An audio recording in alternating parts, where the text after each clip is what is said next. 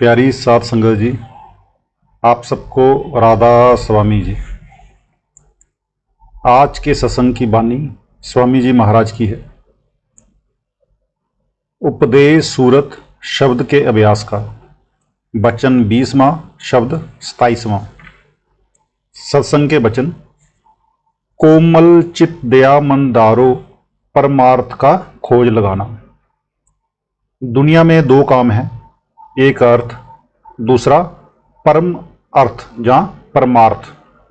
दुनिया के सभी काम दान पुण्य, यज्ञ तप, बादशाहत, कबीलदारियाँ जिसको हम परिवार भी कहते हैं, मतलब कि जो कुछ हम कर रहे हैं उसे अर्थ कहते हैं। बाकी रहा परमार्थ, जो मौत के बाद हमारे साथ जाए, वह परमार्थ है। इस दुनिया की कोई चीज़ हमारे साथ नहीं जाती, ना माँ, ना बाप, ना बेटा, ना बेटी, ना बादशाहत, ना दौलत, जहाँ तक कि ये शरीर भी साथ नहीं जाता, फिर भी हम इसका प्यार नहीं छोड़ते। इसके विपरीत जो साथ जाने वाली चीज़ है उसे हमने कभी हाथ भी नहीं लगाया। साथ जाने वाली चीज़ परमार्थ है और हर एक आदमी के अंदर है। आँखों तक 9 दरवाजे हैं। जब तक हम 9 दरवाजों में बैठे हैं, परमार्थ नसीब में नहीं होता। कब नसीब होता है? जब हम किसी ऐसे आदमी से मिलें जो अंदर जाता हो और हमें रास्ता बताए। फिर हम 9 दरवाजे छोड़कर आँखों से ऊपर चढ़ें, सूरज और चंद्रमा को पार करें, जहाँ से परमार्थ की अल्फ वे, जिसको हम क ख कहते हैं, शुरू होती है। हजूर स्वामी जी महाराज कहते हैं, अगर आप परमार्थ के खोजी हो, अंदर पर्दा खोलकर परमार्थ करना चाहते हो, तो सबसे पहले क्या करो? कोमल चित्त, रहमदिली, प्यार और प्रेम पैदा करो। लेकिन जहाँ क्या हाल है, हर एक कौम कहती है कि सिर्फ मेरी कौम रहे और कोई ना हो। हर एक देश कहता है कि मेरा देश रहे और कोई ना रहे। यूरोप और जर्मनी वगैरह को देखो, वो इसीलिए लड़ रहे हैं। सो जब कोमल चित्त और दया रहम आ गई, फिर और क्या काम करूं? आगे कहते हैं, इंद्री थान विषयों को त्यागो, सुरत शब्द में नित्य लगाना। 5 कर्म इंद्रियां और 5 ज्ञान इंद्रियां, इन 10 को विषय विकारों और खोटे संकल्पों से रोको। आंखें सुंदर सुंदर रूप देखकर खोटे ख्याल ना लाए। जवान खट्टे मीठे स्वाद ना मांगे। कान भला बुरा ना सुने। जब आप इन्हें रोकते हुए 9 दरवाजों से ऊपर चढ़ोगे, सूरज चंद्रमा पार करोगे, तो शब्द सुनाई देगा। वह गाने बजाने वाला शब्द नहीं, बोलने वाला शब्द नहीं। हिंदू, मुसलमान, सिख, ईसाई, मतलब कि जितने भी मजहब हैं, सभी मजहब वालों के अंदर हो रहा है। उसमें कशिश है, मस्ती है। जब अंदर शब्द प्रकट होता है, काम क्रोध आदि डाकू वश में आ जाते हैं, मन कैद हो जाता है। तुम बाहर देखो, बाहर के शब्द में भी मस्ती है।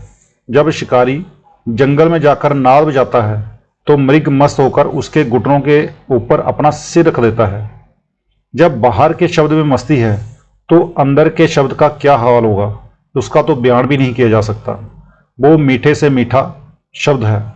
स्वामी जी महाराज कहते हैं, नगमा नेक शुनीदम बा निदाहा बाफिर, काबा बुतखाना बनीजदम शुदा हर दो काफिर। वह अंदरूनी राग, जिसे ग्रंथ साहिब कीर्तन कहता है, इतना मीठा और प्यारा है कि उसके मुकाबले में धर्म स्थान काफिर मालूम होते हैं। नाम या शब्द लफ्ज नहीं, लेकिन लफ्जों के जरिए ही समझा जाता है। जब लफ्ज नहीं तो कोई वेदशास्त्र, ग्रंथ पोथी नहीं। ग्रंथ पोथियों में नाम की तारीफ है, लेकिन नाम तुम्हारे अंदर है। सार पदार्थ गुरु से पाओ, चरण कमल में प्रीत बढ़ाना। कहते हैं, जिस गुरु को अंदर रूहानी मंडलों पर ले जाना है, सचखंड पहुंचाना है, वह अंदर है। सबसे पहले क्या करो? उसे अंदर प्रत्यक्ष कर लो, यानी वह हर वक्त साथ रहे। गुरु अर्जुन देव जी कहते हैं, गुरु मेरे संग सदा है नाले। गुरु अमरदास जी कहते हैं, नानक आप छोड़ गुर माहे समावे। जब एक बार अंदर प्रत्यक्ष हो गया, फिर अमेरिका जाओ, अफ्रीका जाओ, वह साथ है, जो सवाल करो उसका जवाब देगा। जब अंदर जाओगे वह क्या कहेगा, शब्द को पकड़ो और चलो ऊपर। इस वक्त भी बहुत सी स्त्रियां और पुरुष ऐसे हैं जिनके गुरु हर वक्त साथ है। ये कहानियां नहीं, मौजूदा मिसालें हैं, ये कमाई का ही नतीजा है। दारा अगम पकड़ सुरत जोड़ो, इस सत्संग में सदा समाना। वह जो अंदर की अखंड धुन है, करोड़ों खंडों ब्रह्मांडों की जानों की जान है, उसमें लज्जत है, कशिश है। क्या कहते हैं फरीद साहिब, फरीदा सकर खंड निवात, गुड़ माखियो मांजा दुध, सबे वस्तु मीठियां रबना पूजन तुद। शक्कर मीठी है, खांड मीठी है यानी कि मिश्री मीठी है, गुड़ मीठा है, शहद मीठा है, दूध मीठा है, लेकिन जो लज्जत शब्द या नाम में है वह दुनिया में कहीं नहीं। तुम उसके साथ अपनी रूह को जोड़ दो, वह सच्चा सत्संग है। यही गुरु नानक देव जी कहते हैं, सत्संगत कैसी जानिए, जिथे एको नाम बखानिए। ये सत्संग स्त्री पुरुष बच्चा बूढ़ा हर के अंदर हो रहा है। कहते हैं रोज रोज अंदर चढ़ो और उस सत्संग में अपनी रूह को लीन कर दो। चली सूरत नभ द्वारा जांका, अंडा तीन लोक दर्शाना। हमारे शरीर के चार हिस्से हैं, पिंड, अंड, ब्रह्मांड और सचखंड। आंखों तक पिंड है जो 6 चक्र हैं, ये पिंड में खत्म हो जाते हैं। इनके ऊपर अंड है, इससे ऊपर ब्रह्मांड और उससे ऊपर सचखंड है। कहते हैं जिस वक्त तुम पिंड से नाता तोड़कर ऊपर चढ़ोगे, आगे अंड शुरू हो जाएगा, जिसे त्रिलोकी का अंडा भी कहते हैं। वहां प्रकाश है, जब प्रकाश हुआ समझो रूह अंड में आ गई। जब तुम वह कैफियत देखोगे, वहां की लज्जत लोगे, तो सारी हालत बदल जाएगी, जहां की सारी लज्जतें भूल जाओगे। परे जाए ब्रह्मांड समानी, सुन्न सरोवर कंबल खिलाना। अब रूह अंड जानी तुरिया पद और ब्रह्मा को छोड़कर कहाँ गई, पार ब्रह्मा में। पार ब्रह्मा की रचना कैसी है, कहते हैं ला बयान, जिसका बयान नहीं किया जा सकता। वहां का कोई इशारा, वहां अमृतसर है और उसमें कमल है।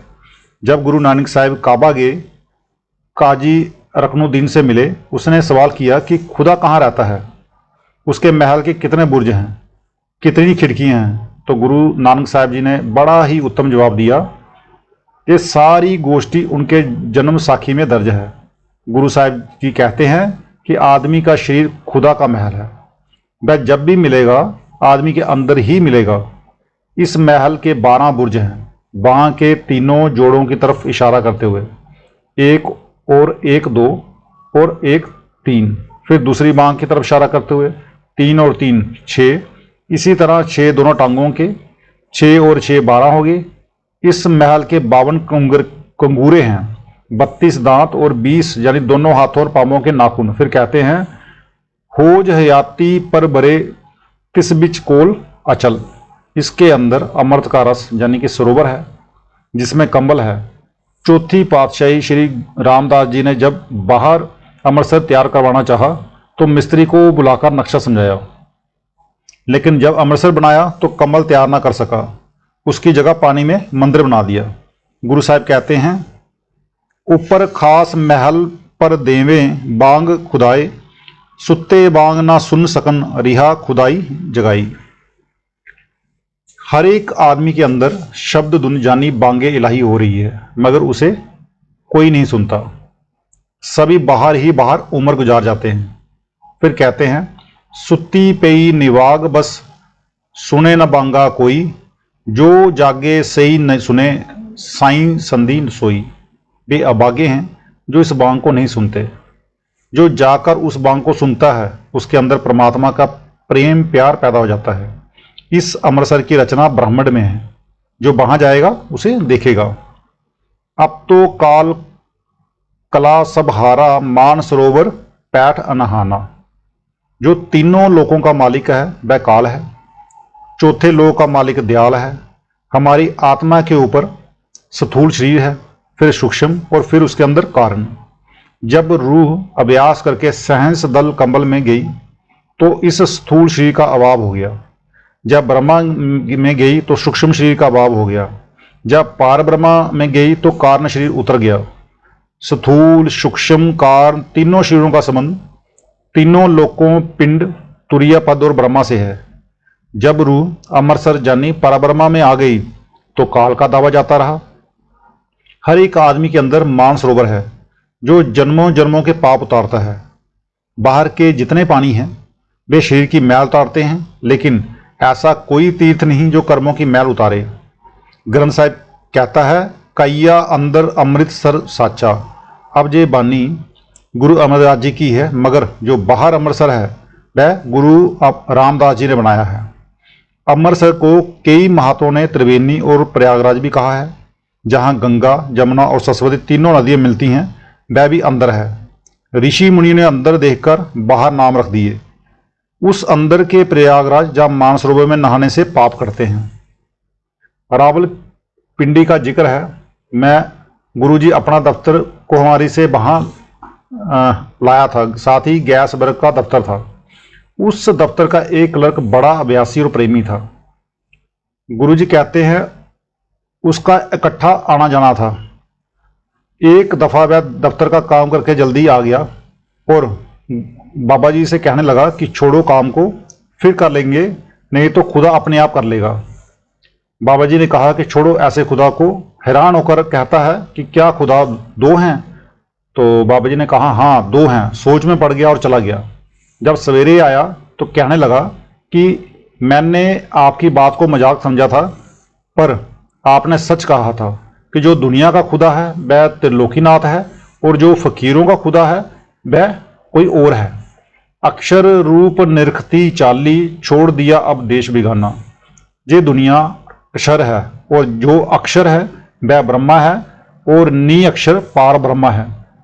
जब से दुनिया बनी है हम इस महल यानी दुनिया में गुजारा करते आ रहे हैं राधा स्वामी जी। लेकिन अब रूह गुरु की कृपा से इस महल को छोड़कर सतलोक जा रही है। ग्रंथ साहिब में बड़े गहरे और गुप्त राज यानी कि रमज हैं।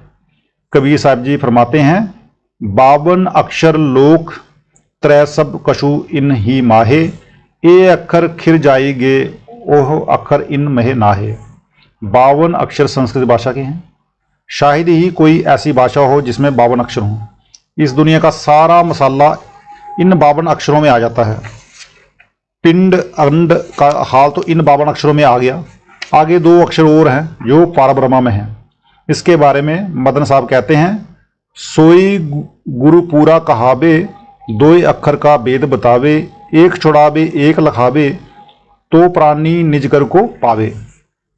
गुरु नानक साहब जी कहते हैं, जे तू पढ़िया पंडित बीनी, दुई अक्षर दुई नावा, प्रणबत नानक एक लंगाए, जे कर सच समावा। अगर तू गुणी है ज्ञानी है तो बे अक्षर बता। बे अक्षर पार ब्रह्मा में है। एक अक्षर ने दुनिया बनाई है और एक ने सतलोक बनाया है। यही कबीर साहब कहते हैं, कहो कबीर अक्षर दुई बाख, होएगा खसमता लेगा राख। गुरु अर्जन साहब भी कहते हैं, एक अखर हर मन बसत, नानक होत निहाला। एक जगह गुरु अर्जुन साहब कहते हैं, वेद कदेव सिमरित सब सासत, इन्ना पढ़िया मुक्त न होई, एक अखर जो गुरुमुख जापे तिसकी निर्मल सोई। वह अक्षर तुम्हारे अंदर है और पार ब्रह्मा में जाकर मिलेगा। ये मजहब हमारे मजहब नहीं, ये कौमें हमारी कौमें नहीं, ये देश हमारा देश नहीं। हमारा देश सचखंड, हमारी कौम सतनाम और हमारा मजहब सतपुरुष है। रूह ये बगाना देश छोड़कर उस अपने देश को जा रही है। सूरत साफ उड़ी ऊंचे को, छूट गया सब महल पुराना। अब रूह इस पुराने महल को जिसमें लाखों जन्म रही छोड़कर सतनाम में जा रही है। आगे चढ़ चढ़ अदर समानी, शब्द शब्द का मर्म पिछाना। अंदर शब्द के दर्जे हैं, ओम शब्द, सोहम शब्द, सत शब्द। रूह दर्जेवार अपने असली मकसद यानी असली देश को जा रही है। संत बिना कोई समझे नाही, आगे जो जो वेद दिखाना। ब्रह्मा और पार ब्रह्मा तक का वेद शास्त्रों और दूसरी किताबों में आ गया है, लेकिन पार ब्रह्मा से ऊपर जो मंजिलें हैं वे सिवाय पूर्ण संतों के और किसी को मालूम नहीं। गुरु नानक साहब, कबीर साहब, मौलाना रूम, शम्स तरवेज, पलटू साहिब, स्वामी जी और कई दूसरे महात्मा जो रूहानी मंडलों पर गए, सिवाय उनके ऊपर का भेद किसी को नहीं मिला। कहने में आवे नहीं पूरा, उल्टा सुल्टा करत बखाना। उन रूहानी देशों की लीला, खूबसूरती और लज्जत, यानी कि जिसको आनंद कहते हैं हम लोग, इस दुनिया में है ही नहीं। उसकी तो जब इस दुनिया में है ही नहीं तो उसकी कोई मिसाल नहीं, उसका कोई नमूना भी नहीं हो सकता कि किस तरह से है। वो लज्जत एक नाजायब लज्जत है। संत बयान तो करते हैं मगर मिसाइल कोई नहीं मिलती, जो मिलती है वह ठीक नहीं। जैसा कि गुरु नानक साहब बयान करते हैं कि नाम हीरा है, जवाहरात है। हीरे जवाहरात तो जड़ हैं, क्या नाम भी जड़ है? नहीं, वह चेतन है। इसी तरह तुलसी साहब ने अंदर पांचों स्थानों की कैफियत यानी कि हालत देखकर जब बाहर बयान करना चाहा तो आखिर क्या उठे कि बाहर बेमिसालें नहीं जिनके जरिए बयान करूं। बीका साहब भी कहते हैं, बीखा बात अगम की कहन सुन में नाही, जो जाने सो कहे नहीं, कहे सो जाने नहीं। वाचक अपनी उक्ति लगावें, अमल बिना नहीं बूझ बुझाना। अब कहते हैं कि इस रमज यानी कि वेद को कौन समझेगा? फिर आप ही जवाब देते हैं कि जो आमिल अभ्यासी हैं, खंडों ब्रह्मांडों पर जाते हैं, वे इस रमज को समझेंगे। स्वामी जी कहते हैं, रूबरू अमिलाने बातिन फहम, आलिमा इल्मे जाहिरी जाहिल। जो बुद्धिमान है, ज्ञानी है, आलिम है, उन महात्माओं के मुकाबले में बच्चे हैं जो अंदर जाते हैं। एक अंदर जाते हैं, दूसरे अपनी अकल से जमीन और आसमान के कुलाबे मिलाते रहते हैं। संतन की गति संत ही जाने, और कहो कैसे पहचाना। संतों की गति, संतों की कदर कीमत संत ही जानते हैं। जिस तरह एमए की कदर एमए वाला ही जान सकता है, 10वीं कक्षा वाला नहीं जान सकता। जो अभ्यास करके सचखंड गया वह संत है। जो पार ब्रह्मा में जाए उसे पूर्ण साधु कहते हैं। संत का मिलना मुश्किल है, हमें तो साधु ही नहीं मिलता। जिस तरह कुंजों की सार कुंजें ही समझ सकती हैं, कबूतर और कौवे उनकी गति को कैसे जान सकते हैं? इसी तरह संत अपनी गति को आप ही समझते हैं। अपनी उक्ति चतुरता त्यागो, संत वचन को करो प्रमाना। आप फरमाते हैं कि तुम मन बुद्धि की चतुराइयाँ, इल्म और अकल छोड़ दो और जो वचन संत कहते हैं उन्हें मानो। अब सवाल पैदा हुआ कि इन संतों के वचनों को क्यों माने? आगे जवाब देते हैं, वह कहते देखी निज अपनी, तो सुन सुन क्यों बुद्धि लड़ाना। क्योंकि संत उस सचखंड देश में जाते हैं और बाह्य गुरु अकाल पुरुष से मिलते हैं, मगर जो बाहर बैठे हैं वे परमात्मा को कैसे समझ सकते हैं? संत उस मालिक के घर की राह बताते हैं, तुम सुनकर उस राह पर चलो।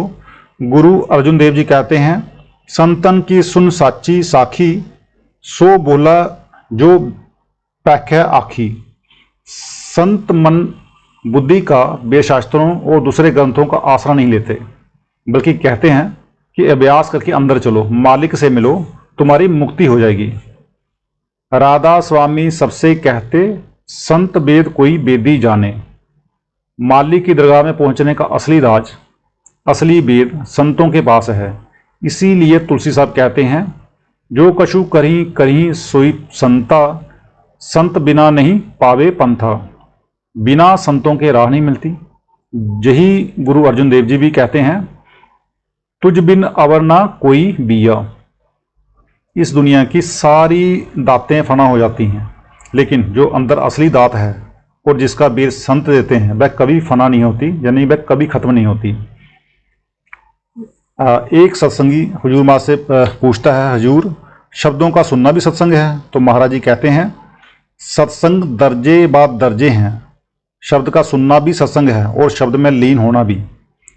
फिर सत्संगी हजूर माँ से पूछता है, हजूर संतों की पदवी कहाँ तक है? तो महाराज जी जवाब देते हैं, हमारी बुद्धि और अकल नहीं कि हम संतों की पदवी को समझ सकें। फिर भी सुनो, रानी इंदुमती कबीर साहब के वक्त में हुई है। पहले कबीर साहब ऊपर जाकर मालिक में लवलीन हुए, फिर रानी हुई। जब रानी ने सचखंड जाकर कबीर साहब की पदवी देखी तो कहने लगी, महाराज अगर आप पहले बता देते कि मैं ही अकाल पुरुष हूँ तो मैं भजन सिमरन कर करके बेचैन तो ना होती। कबीर साहब ने उत्तर दिया, तू उस वक्त मानती ही नहीं।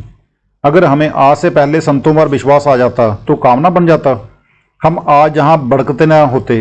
तुम देखो, गुरु नानक साहब को कुराही कहा गया।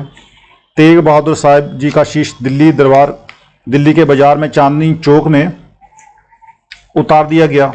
गुरु गोविंद सिंह साहब ने लड़ाई के दिनों में 3 महीने तक कमर नहीं खोली। मंसूर को सूली पर चढ़ा दिया गया। हजरत शम्स तबरेज की खाल उतार दी गई। एक सत्संगी हजूर, संतों की दृष्टि किस कदर ताकत रखती है? तो महाराज जी कहते हैं, अमृत दृष्ट पैखे होए संत। जिस मनुष्य पर संतों की मेहर भरी दृष्टि पड़ गई वह संत हो गया। तुमने कई बार सुना होगा, तुलसी साहब कहते हैं कि जो कीड़ा पतंगा संतों के चरणों के नीचे आकर उनसे टकराकर मर जाए, संत क्योंकि परमात्मा के ध्यान में जा रहे होते हैं, उसे फायदा होता है। पेड़ सबसे नीची जोनी है, अगर संत उसका फल खा लें तो उसे भी फायदा होता है। मतलब ये कि संत कहीं भी जाएं, कुछ भी काम करें, जो उनकी दृष्टि में आ गया, जो उनके संपर्क में आ गया, सभी को लाभ पहुंचेगा, क्योंकि उनकी दृष्टि में ही अमृत है। राधा स्वामी जी।